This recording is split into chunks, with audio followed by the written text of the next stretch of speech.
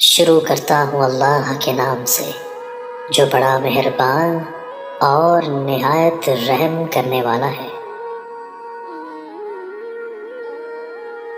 حضرت زید بن ثابت رضی اللہ تعالیٰ عنہ کہتے ہیں کہ نبی صلی اللہ علیہ وآلہ وسلم اپنے خچر پر بنی نجار کے ایک باغ میں تھے، ہم بھی آپ کے ساتھ تھے۔ اچانک خچر بھٹک گیا، قریب تھا کہ آپ کو گرا دیتا۔ 6، 5 یا 4 قبریں تھیں۔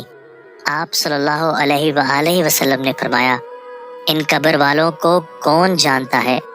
ایک آدمی نے کہا، میں۔ آپ صلی اللہ علیہ وآلہ وسلم نے فرمایا، یہ لوگ کب فوت ہوئے؟ اس نے کہا، زمانہ شرک میں۔ آپ صلی اللہ علیہ وآلہ وسلم نے فرمایا، یہ امت اپنی قبروں میں آزمائی جائے گی۔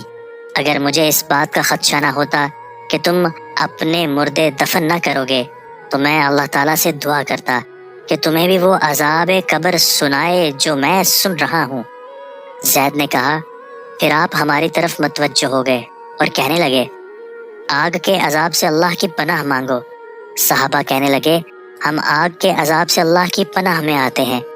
آپ نے فرمایا، قبر کے عذاب سے اللہ کی پناہ مانگو۔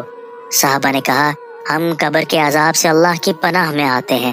آپ نے فرمایا، ظاہری اور باطنی فتنوں سے اللہ کی پناہ مانگو۔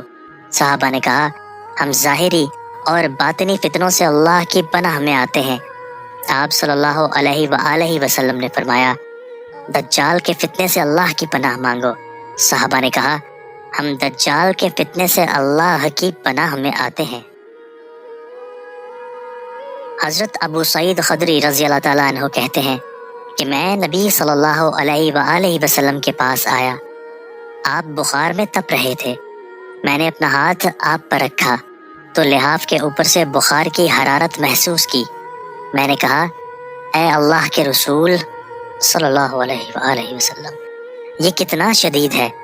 آپ صلی اللہ علیہ وآلہ وسلم نے فرمایا، ہمیں تکلیف بھی دگنی دی جاتی ہے اور اجر بھی دگنا دیا جاتا ہے۔ میں نے کہا، اے اللہ کے رسول صلی اللہ علیہ وآلہ وسلم، لوگوں میں سب سے زیادہ آزمائشیں کس پر آتی ہیں؟ آپ نے فرمایا، انبیاء علیہ السلام پر، پھر نیک لوگوں پر۔